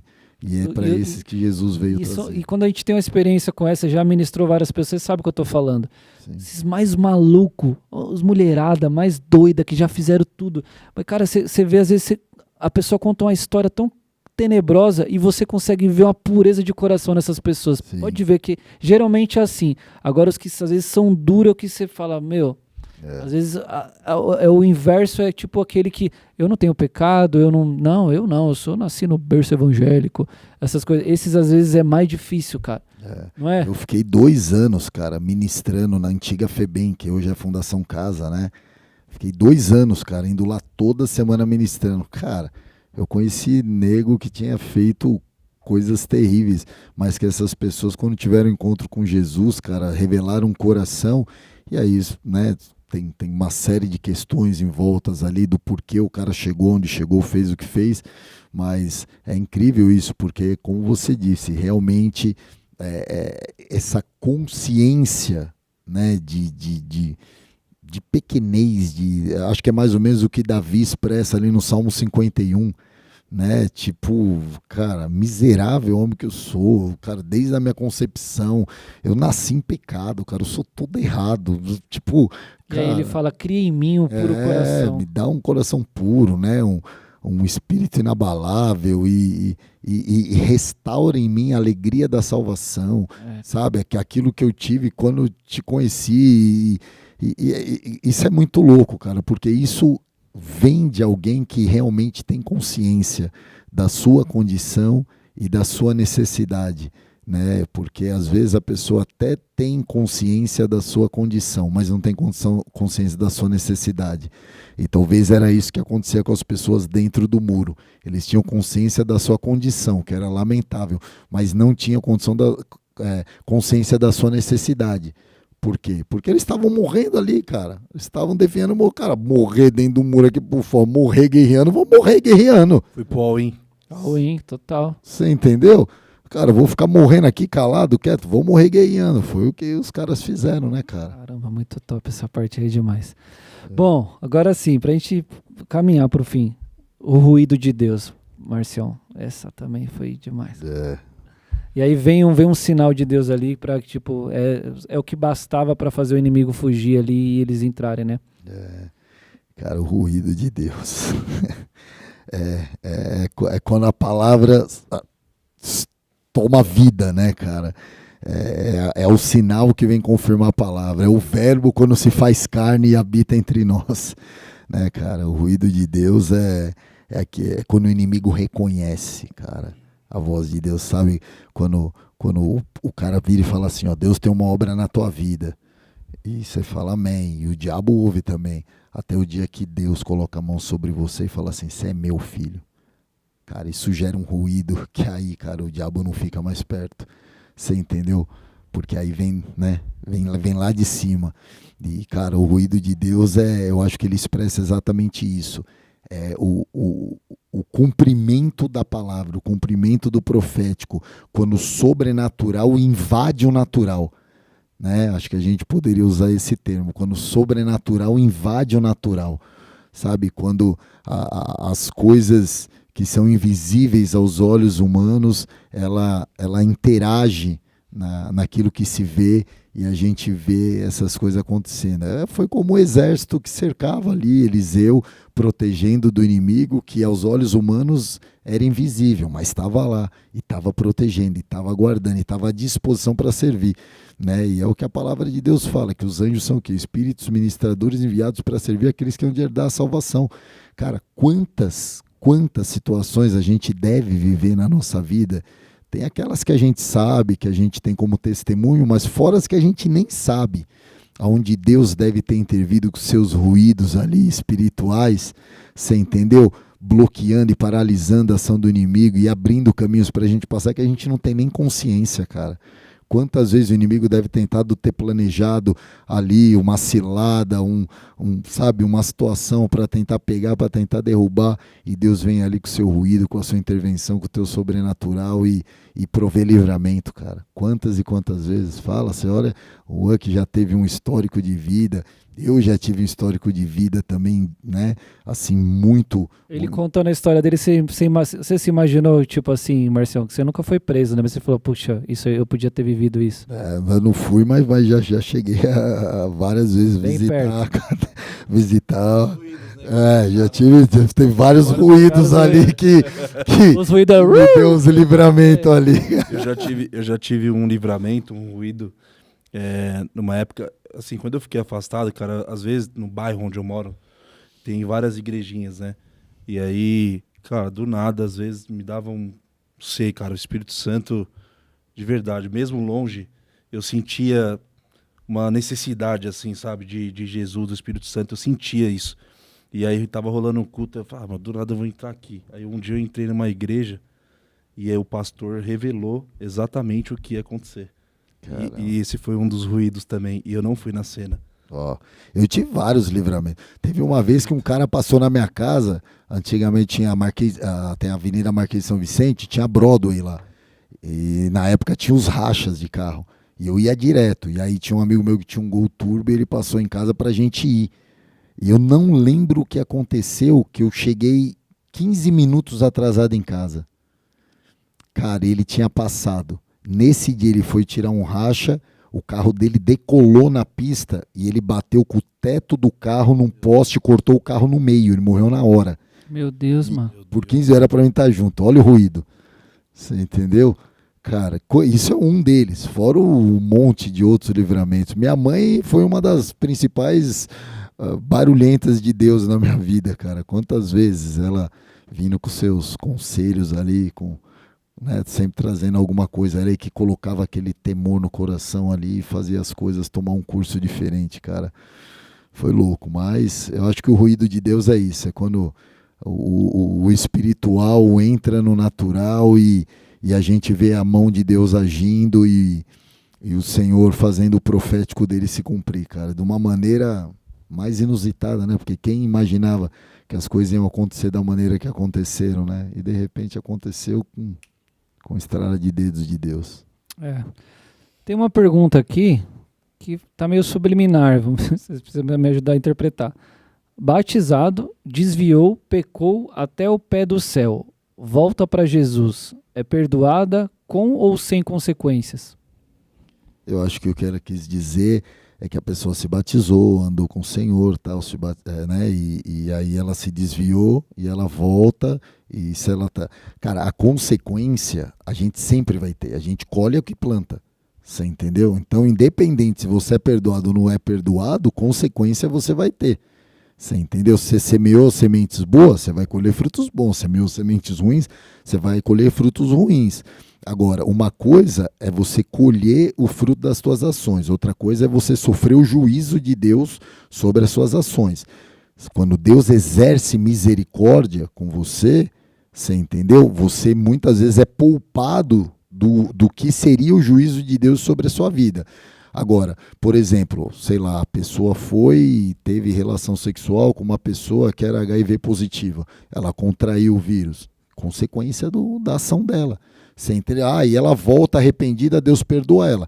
Deus perdoa, mas ela está com a consequência. Deus ainda pode intervir e agir, curar ela sobrenaturalmente. Se Deus quiser fazer isso, ele pode fazer. Mas, via de regra, ela está com a consequência. O próprio testemunho aqui do Juan, pô. Sim. Cometeu um delito, teve que, né? Você foi lá, você teve que pagar uma cana lá. Um negócio lá. Tá tudo pago. Graças a Deus. Assinei durante 2 anos. Mas foi uma consequência. Isso. Você entendeu? Deus livrou, perdoou, prosperou, mas... A pessoa foi, né? Ela tem o sonho de ter uma família, mas ela não soube esperar no Senhor. Aí ela sai, vai para uma rave, vai para uma balada, conhece um cara, vai lá ter uma relação sexual, engravida. Pô, ela vai ter um filho. O filho não é uma maldição na vida dela, mas é uma consequência daquela ação dela. Que agora ela vai ter um filho fora de um relacionamento, vai ser uma mãe solteira por conta de um ato que ela cometeu lá fora. Você entendeu? É uma consequência. Então a consequência em si ela vem. Agora, não que a consequência seja a punição de Deus. É que às vezes as pessoas associam, né? Mas Deus me perdoou, mas ele vai me punir? Não. Consequência não é punição de Deus, consequência é resultado dos seus atos. Amém? Quando Deus quer punir, quando Deus quer fazer, o volume do alto-falante é bem mais alto. Você entendeu? É bem mais alto. Dura coisa cair nas mãos do Deus vivo. Dura coisa cair nas mãos do Deus vivo, exatamente. Né? Agora, o grande perigo, né, da pessoa ir para essa seara de que, mas eu posso pecar e eu me arrependo e volto, primeiro, ela não saber se ela vai ter oportunidade de voltar e se arrepender. Porque o diabo não brinca em serviço. E se ele tiver a ocasião de ceifar aquela vida, ele ceifa ela e ela pode cair numa condenação eterna. Esse é um ponto. O outro ponto é a pessoa viver aquilo que está lá em Hebreus no capítulo 10. Quando a pessoa provou da palavra de Deus, provou de experiências com o Espírito Santo, teve coisas, e agora ela cai no pecado e começa a pecar deliberadamente. Conscientemente, mas você sabe o que isso está te fazendo. Eu ministrei uma pessoa assim uma vez. O cara viveu experiências com Deus, teve tal, e ele se desviou. E eu conversei com ele, eu falei, cara, mas você sabe, você tem noção do que você está fazendo? Cara, você está escolhendo um caminho de morte, você está escolhendo um caminho do inferno. A decisão está. A Bíblia, quando ele falou, eu sei, cara. Eu falei, cara, e aí? Ele falou, mas eu quero isso. Eu falei, como assim, cara? Pelo amor de Deus, olha o que você está fazendo. Ele falou, eu quero ver. Ele falou ainda assim para mim com essas palavras, falou, eu estou disposto a pagar esse preço. Aí não tem o que fazer. Eu conheço essa pessoa e tenho notícias dela do que vive hoje. Está vivendo uma vida destruída. Você entendeu? Mas você entendeu? Isso é o que a Bíblia chama de pecado deliberado. Quando isso acontece, aí a palavra de Deus fala, aí para esse não tem mais o que fazer. Pecado deliberado também podemos chamar de iniquidade? Verdade, é. Sim, é aquele termo que eles falam, é o pecado que esqueceu que é pecado, né? É que a pessoa já entra numa prática tão constante daquilo, que aquilo já se torna um habitual para ela, ela nem associa mais muito aquilo como pecado. Mas na verdade é que ela tomou tanto gosto por aquilo que ela não está disposta mais a abrir mão. Então ela quer continuar naquela prática, mesmo sabendo que tem um preço a ser pago, tem um risco ali. E aí você fala, aí não tem mais o que fazer, porque se não há arrependimento, se não há, né, o desejo de voltar para ser restaurado, aí não tem o que ser feito. Aí realmente... Boa. Eu tive uma consequência também, mas, uma bênção de Deus na minha vida, que é o meu filho.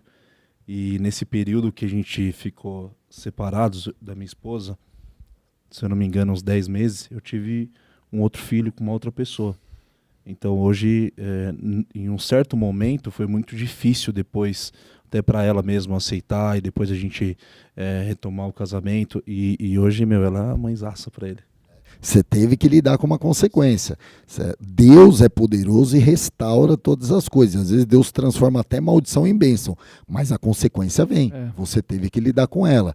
Essa que é a grande questão. Você entende? Agora, a nossa permanência em Deus, ela pode abrir espaço para Deus operar e fazer muitas coisas nas nossas vidas em função daquilo que um dia aconteceu, né? Cara. E aí a palavra de Deus se cumpre. Aconteceu conforme o homem de Deus dissera ao rei, amanhã por volta dessa hora, na porta de Samaria, tanto uma medida de farinha como 2 medidas de cevada serão vendidas por uma peça de prata. Em um dia, Economia restaurada. a economia restaurada.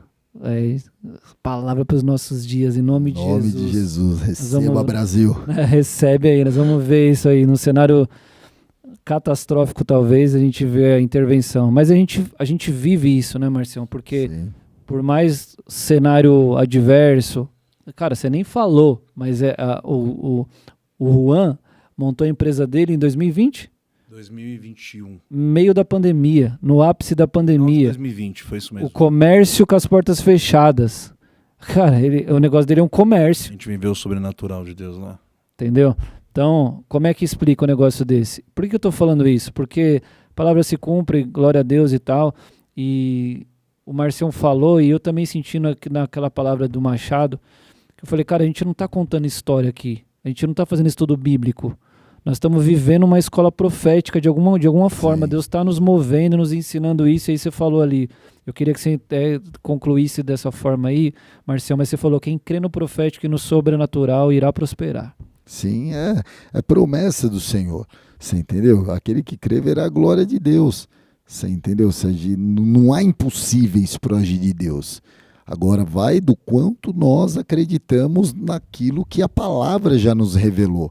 Você entendeu? O problema que muitas vezes acontece é que a pessoa desconsidera a revelação que nós já temos.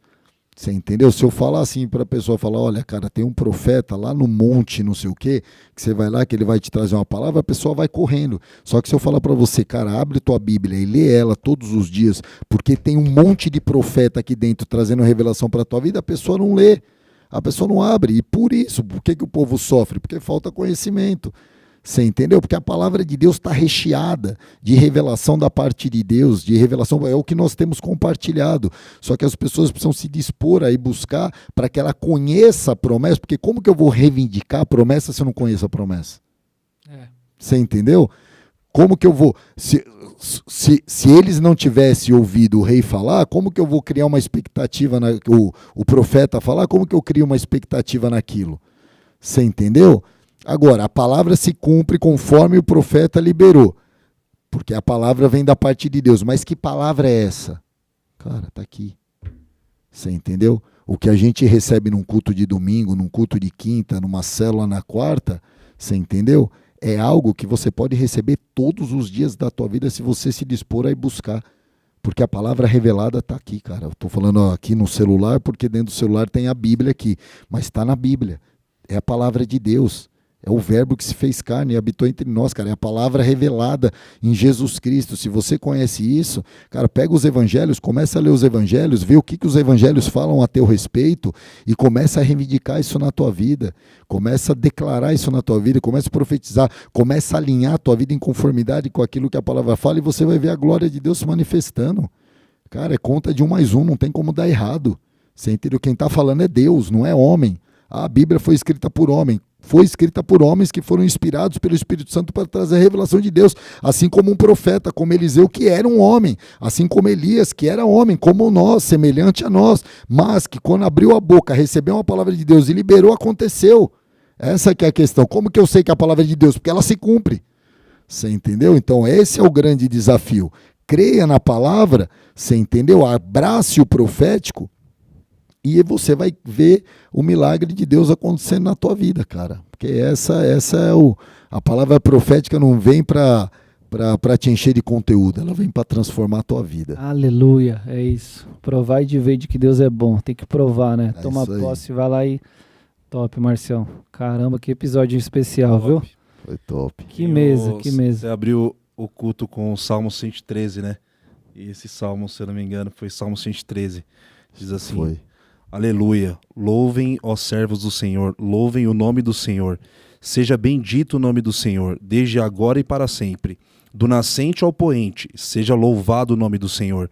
O Senhor está exaltado acima de todas as nações, e acima dos céus está a sua glória. Quem é como o Senhor, o nosso Deus, que reina ao trono nas alturas, mas inclina para contemplar o que acontece nos céus e na terra? Ele levantará do pó o necessitado e ergue do lixo o pobre, para fazê-lo sentar-se com príncipes, com os príncipes do seu povo. Dá um lar à estéril e dela uma feliz mãe de filhos. Aleluia. Amém, mano. Esse versículo, essa parte, ele levantará do pó o necessitado e ergue do lixo o pobre. Essa parte, cara, caminha comigo desde o meu início da conversão. Glória a Deus. Eu me apeguei nessa palavra. Palavra profética, porque ela é profética, porque é a palavra de Deus. É. Uma palavra revelada, que você tomou posse e falou, E essa palavra é para minha vida, viveu, e ela é de Deus ou não é? É só você olhar para a tua vida hoje e ver o resultado. Amém. É isso. Louco. Obrigado pela tua participação aqui, viu? Você também Tamo junto. sempre convidado aí. Marcião, nem nóis. preciso falar, né? Obrigadão. junto. Você é louco. Que mesa, meus amigos. Nós vamos ter que encerrar porque estamos com o horário aí já, mas a gente podia até esticar mais aqui. Mas obrigado se você ouviu, assistiu até agora. Deixe teu comentário, escreve aí pra gente aí, cara. Segue a gente aí nas redes, continua com a gente aqui nessa mesa. O nosso maior prazer de estar fazendo isso aqui é poder servir e estender essa mesa para você aí no teu carro, na cozinha, na tua sala, onde você estiver ouvindo, você está conectado com a gente nessa mesa aqui, fazendo os anexos da palavra, e na semana que vem a gente vai continuar na história aí, provavelmente, né? Você quer dar um spoiler do que é, Marcião? Semana que vem vai ser muito legal. Eu não sei, porque o Marcinho que vai ministrar, não sei o que Deus vai conduzir ele, mas é uma história muito legal que está em 2 Reis 8, lembra aquela mulher que não podia ter filho, que o profeta orou e que ela teve filho, e que o filho dela morreu e ressuscitou. E você lembra dessa história? Ela tá na parada aí. Caramba. O spoiler é esse. Aí, ela tá na parada. Tá de volta aí, tem uma história cabulosa, cara, envolvendo ela, o filho aí. E com certeza vai ser demais. É isso, o profético tá no ar, só a gente tomar posse. Os testemunhos, os anexos que a gente fez aqui, cara, se você tá ouvindo isso, tá assistindo, em algum momento aí, pega aquilo que é pra você, meu, tá aí, tá no ar. Toma posse e vamos com tudo. E a gente vai pro próximo episódio aí, se Deus quiser, amém? Vamos com tudo, muito obrigado, até a próxima. Valeu, pessoal. Valeu, gente. Próximo. Tchau. Uhul!